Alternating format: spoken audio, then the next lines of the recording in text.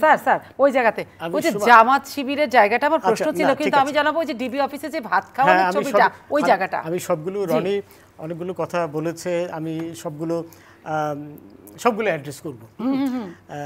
রনির সমর্থনও করব, আবার মেবি হয়তো জায়গায় হয়তো। এনিওয়ে, নূরের কথাটা আমি প্রথমেই বলি। নূরের সম্পর্কে কিন্তু মানুষ সবাই জানে। সে যে ইসরায়েলি ইসরায়েলি গোয়েন্দা বাহিনীর সাথে যোগাযোগ করেছিল, তাদের সাথে বৈঠক করেছিল, এগুলো কিন্তু প্রমাণিত ঘটনা। আমি একটা ছোট প্রশ্ন করি, আমি তো অত কিছু বুঝি না, আপনারা আইনজীবী। নূর বিদেশি গোয়েন্দার সঙ্গে ইসরায়েলের সাথে তার একটা রিলেশনশিপ ছিল, দেশ বিরোধী একটা ষড়যন্ত্র ছিল, আপনারা বলছেন পত্রপত্রিকা এসেছে, তার মানে তো সে রাষ্ট্রদ্রোহী। যদি তথ্য প্রমাণ থাকে, তাকে কি গ্রেফতার করা হয়েছিল? তাহলে তাকে ছাইরে রাখা হয়েছিল কেন? তখন এটা তাকে ছেড়ে ভুল করেছিল, তখন কিন্তু এই যে ইসরায়েলি গোয়েন্দা বাহিনীর সাথে তার যে সখ্যতা, সেটা কিন্তু প্রমাণিত সত্য। তার ছবি টবি সবই বেরিয়েছে, সে মানা করেন। এবং মাসাদের যে চর, সেও কিন্তু বলেছে আমার সাথে সে দেখা করেছে। তখনই তাকে কি বলে, তার বিরুদ্ধে মামলা করা উচিত ছিল। সেটি না করাটা অবশ্যই কোনো অবস্থায় যুক্তিসঙ্গত হতে পারে না। এখন রনি অনেকগুলো সুন্দর কথা বলেছে। রনি কিন্তু সুন্দর কথা বলারই মানুষ, বুদ্ধিমান মানুষ। রনির এক সময় আওয়ামী লীগের এমপি হয়েছিল। আমি খুশি হতাম। আমি কিন্তু আওয়ামী লীগ করি না, আওয়ামী লীগের রনি খুব ভালো করে জানে।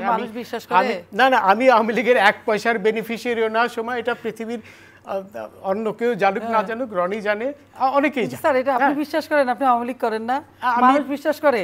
এই অবিশ্বাসের মাঝখানে তো দাঁড়িয়ে থাকতে হচ্ছে। আমি আওয়ামী লীগের কোনো বেনিফিট পেয়েছি বলো? সেটা তো আমরা জানি না। তুমি জানো না? এটা তো প্রকাশ্য, সবারই জানার কথা। তাহলে সবাই আপনাকে আওয়ামী লীগ বলে কেন? যেটা হয়েছে, আমি তো মুক্তিযুদ্ধের পক্ষে না, কোন দল করা তো অপরাধ না স্যার। না, আমি করি না, জামাত করলে, আওয়ামী লীগ করলে এটা অপরাধ না। শোনো, আমি ছাত্র জীবনে ছাত্রলীগ করতাম, সেটা বিলেতে যখন পড়াশোনা করি, আমি ছাত্রলীগের ওখানে সাধারণ সম্পাদক ছিলাম। কিন্তু পরবর্তীকালে যখন আমার লেখাপড়া ব্যারিস্টার হয়ে গেলাম, এরপরে আমি বঙ্গবন্ধু পরিষদ করেছি। কিন্তু আওয়ামী লীগ, যেহেতু আমি বিলেতে সরকারি চাকরি করতাম, আমার আওয়ামী লীগে যোগদান করা সম্ভব ছিল না। আমি বঙ্গবন্ধু পরিষদ করেছি।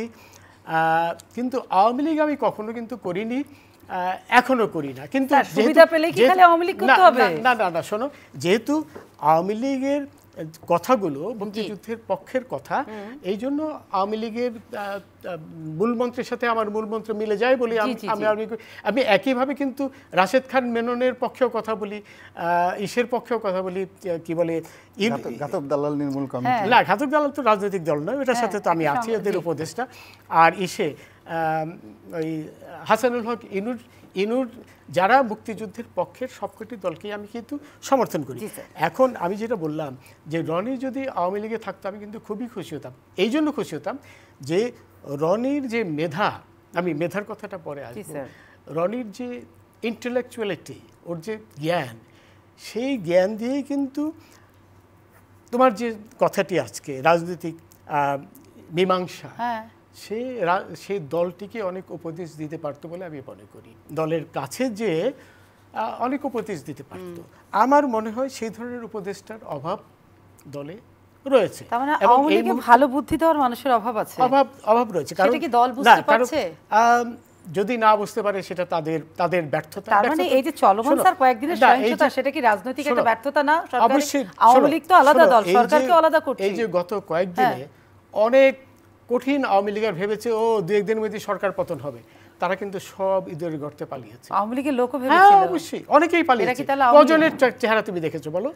ওই যারা নাকি আওয়ামী লীগের বেনিফিট পেয়েছে, আমি তো 7-8 জনের বাইরে কাউকে দেখিনি, সব তো ইঁদুরের গর্তে পালিয়েছে, তাই না?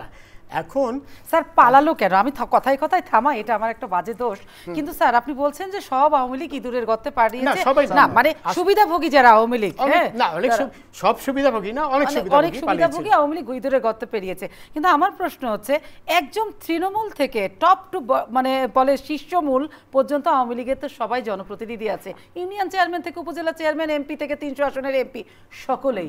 এই যখন ঢাকা অ্যাটাক হলো, তখন কি আমরা 15টি আসন আসনের কোন এমপি কে দেখেছে আওয়ামী লীগের? সেটাই তো দুর্ভাগ্যজনক। এই জন্য আমি বলছি যে রনির মতো লোক থাকলে এটি কিন্তু ঘটতো না। তাহলে কি আওয়ামী লীগকে আমরা বলবো জনবিচ্ছিন্ন হয়ে গেছে? না, জনবিচ্ছিন্ন হয়েছে মানে ওই যে কাদের, নাকি জনপ্রতিনিধি নির্বাচনে ভুল করেছে? না, জনপ্রতিনিধি সেটা না, সবাই যে ওপেন ডোর খুলে দিয়েছে, বিএনপি এসছে, রাজাকার এসছে, জামাত এসছে, এমনকি ফ্রিডম পার্টির লোক এসছে, সবাইকে আওয়ামী লীগ ওয়েলকাম করেছে। সেটা তো নিশ্চয়ই ভালো হয়নি। এবং এদের চরিত্রটা কিন্তু আমরা দেখতে পেলাম গত এই যে কোটা আন্দোলন শুরুর পর থেকে এদের আমরা চিনতে পারলাম। এখন এইখানে আরেকটি কথা এসে যাচ্ছে যে ডিবি হারুনের প্রসঙ্গটা এসছে। দেখুন, আমরা প্রথম দিন থেকেই আমরা সকলেই বলে এসছি যে শেখ হাসিনা যা চায়, তোমরা যা চাও শেখ হাসিনা তো একই জিনিস চায়। তোমরা চাও কোটার বিলুপ্তি, এটা তো শেখ হাসিনারই নীতি, এবং আসলেই তো তাই। 2018 সালে শেখ হাসিনাই কিন্তু কোটা বিলুপ্ত করেছিলেন, যদিও চাপে পড়ে করেছিলেন বলে উনি বলেছেন, কিন্তু এটা তো সত্য। এরপরে যখন কয়েকজন ছাত্র হাইকোর্টে রিট করলো, সেই রিটের বিরোধিতাও কিন্তু Awami League deputy attorney general করেছে, যেহেতু এটি সরকারি পলিসি। এবং তারপরে যখন এই রায়টি বেরোলো 1 জুলাই, তারপরে কিন্তু প্রক্রিয়ায় যতটুকু সময় লাগে সেই সময়ের বাইরে কিন্তু সাথে সাথে আমাদের বিজ্ঞ অ্যাটর্নি জেনারেল আমিনুদ্দিন সাহেব কিন্তু প্রায় সঙ্গে সঙ্গেই প্রাথমিক প্রক্রিয়াটি শুরু করেছিলেন। এই আইনি প্রসিডিওরগুলো তো আমাদের অতীত, আমরা জানি সকলে, কিন্তু আমরা যদি এর পরের ধাপগুলোতে একটু আগাই তাহলে হবে।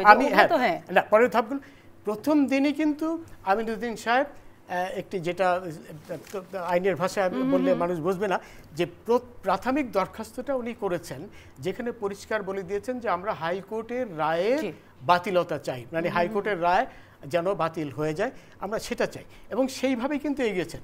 এর পরবর্তীকালে উনি এগুলো কিন্তু প্রত্যেকটি বলে প্রক্রিয়ার ব্যাপার।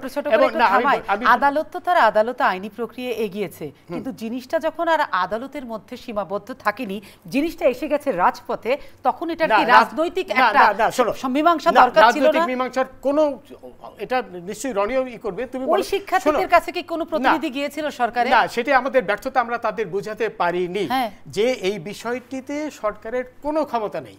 কারণ দেশ তো চলে সংবিধানে। ওইটা করার অর্থ হতো সংবিধানকে কি বলে একেবারে শেষ করে দিয়ে, যেটি হতো একটি বিদ্রোহ, সংবিধান ছাড়া দেশ হতো। সংবিধান অনুযায়ী যখন শুনানি কি করে তাহলে আগিয়ে আসলো? না, শুনুন, আগিয়ে তো ছাত্রদের দাবির প্রেক্ষিতেই আসলো। তোমার এই প্রশ্নটার জবাব আমি দিচ্ছি, একটি করে বলছি। যখন এই যে আপিল বিভাগের হাতে চলে গেল, তখন সরকারের কোনো ক্ষমতা ছিল না এই ব্যাপারে কোনো সিদ্ধান্ত নেওয়ার। কিন্তু আমাদের দুর্ভাগ্য হলো আমরা সাধারণ ছাত্রদের এই কথাটি বোঝাতে ব্যর্থ হয়েছি। এবং এই যে প্রক্রিয়া, যেটি আমাদের ফেলিয়ার, আমরা মানুষকে বোঝাতে পারিনি। এমনকি অনেক জ্ঞানীগুণী মানুষও ভাবতো যে সরকারই পারে, তাদের আমরা বোঝাতে ব্যর্থ হয়েছি যে এটি সরকারের হাতে নয়, এটি সরকারের হাতে যাওয়া মানে সংবিধানকে ছেড়ে দেওয়া, বিদ্রোহ করা। কারণ এটি একান্তই আপিল বিভাগের ছিল। এবং সেই অর্থেই আমি বলছি যে হারুনের মতো বিচক্ষণ লোক প্রমাণ করলো যে আসলে কত বিচক্ষণ। যেটা আমরা ব্যর্থ হয়েছি বোঝাতে, সেটি কিন্তু হারুন কালকে বা পরশু ওই 6 জনকে অন্তত বোঝাতে পেরেছে যে দেখো, তোমরা যে কোটা নিয়ে গেছিলে, সেই তোমাদের আন্দোলন কিন্তু আর তোমাদের হাতে নেই, এটা এখন চলে গেছে নূর, জামাত, বিএনপির হাতে, সংখ্যালঘুদের হাতে। আপনি বলছেন ডিবি হারুন সাহেব বিচক্ষণতার পরিচয় দিয়েছেন, শেষ পর্যন্ত এসে এই জিনিসটা আসলে বুঝলেন হারুন সাহেব বুঝলেন। কিন্তু স্যার, উনি মানে কোর্টও কি বুঝলো না? উনি হারুন সাহেব, কোর্ট তো বুঝেছে, আর হারুন সাহেব তো ওনাদেরকে নিয়ে গেছে। স্যার, এই যদি হারুন সাহেব এত বিচক্ষণ হন, তাহলে এতগুলো লাশ পড়লো কেন? এই বিচক্ষণ মানে এতদিন দেরি করে বুঝলেন কেন? আগে বুঝতে তো লাশ পড়তো না স্যার। এইটাই তো, শোনো, এইখানে মূল দোষ হলো এই নূর এবং অন্যান্য কি বলে মির্জা ফখরুল টকরুল রিজভী, যারা নাকি এটি উস্কিয়েছে, তারপরে তারেক জিয়া যে নাকি বাইরে থেকে উস্কিয়েছে। এবং এইখানে কিন্তু ঘটনা শুরুতেই তো স্যার, আমি বলি ঘটনা শুরুতে ডিবি হারুন সাহেব বিএনপি অফিসে তালা লাগিয়ে দিলেন, তাহলে আবার উস্কানো হলো কি করে? শোনো না, আমি বলছি বিদেশ থেকে কোটি কোটি টাকা আসছে, এটাও তো বাস্তবতা। এবং নূর 69 লক্ষ টাকা পেয়েছে, এটি তার নিজের স্বীকারোক্তি। সে এক রাজনৈতিক নেতার থেকে 4 লাখ টাকা পেয়েছে, এটি তার নিজের স্বীকারোক্তি। এই যে অর্থগুলো ঢেলেছে, এবং কিন্তু সাধারণ ছাত্ররা কিন্তু বুঝতে পারেনি। তারা এদের দাবার গুটি হিসাবে ব্যবহৃত হয়েছে এই ফখরুল, নূর ইত্যাদির হাতে। সাধারণ ছাত্ররা বুঝতে পারেনি তারা অন্য কোনো পক্ষের দাবার গুটি হচ্ছে, কিন্তু তাদের আন্দোলনটা যখন রাজপথে শান্তিপূর্ণ ছিল তখন থেকে কিন্তু সরকার স্যার বলছে এখানে তৃতীয় পক্ষ প্রবেশ করেছে। সরকার তো বুঝতে পেরেছিল, সরকার কেন লাগাম টানলো না?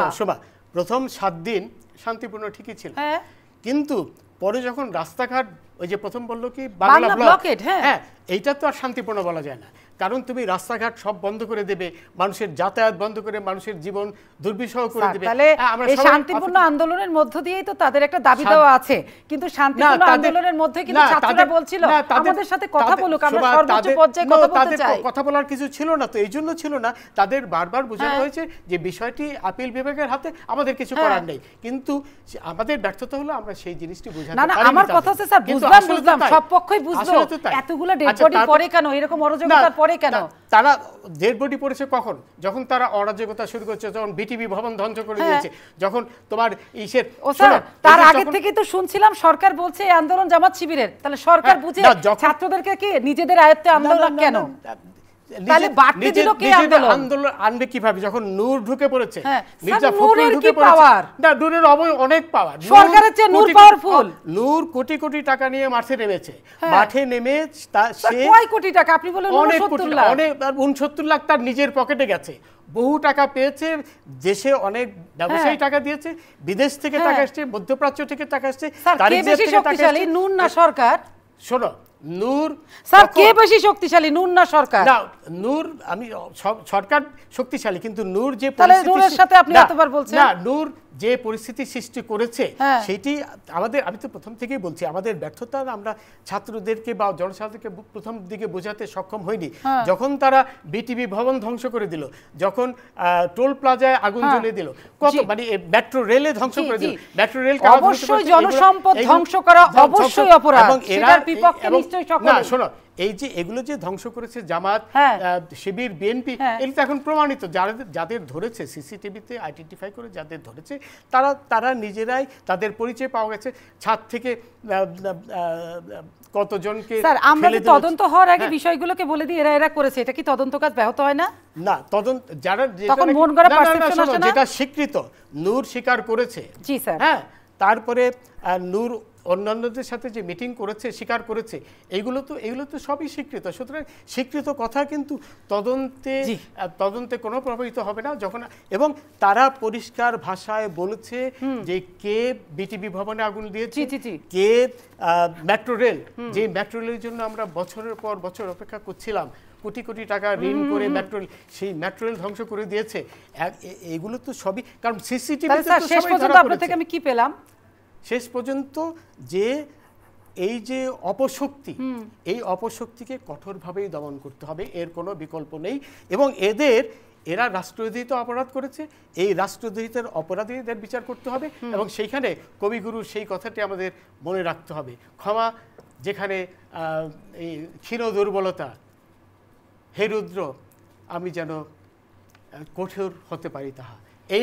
এই মনোভাব নিয়েই যে কথা গতকাল মাননীয় প্রধানমন্ত্রী বলেছে, এদের বিরুদ্ধে এদের কঠোর হাতে দমন করতে হবে, এদের কোনো ছাড়াছাড়ি নেই, এদের সর্বোচ্চ শাস্তি দিতে হবে। দেখো ইংল্যান্ডে কিন্তু মৃত্যুদণ্ড নাই, ইংল্যান্ডের আইনে, কিন্তু রাষ্ট্রদ্রোহিতার জন্য কিন্তু মৃত্যুদণ্ডের অপরাধ। আচ্ছা, আমি তাহলে এই পাশটা একটু যাই। তো সুতরাং এরা যেহেতু রাষ্ট্রদ্রোহিত অপরাধ করেছে, এদের বিচার রাষ্ট্রদ্রোহিতার আইনে হতেই হবে।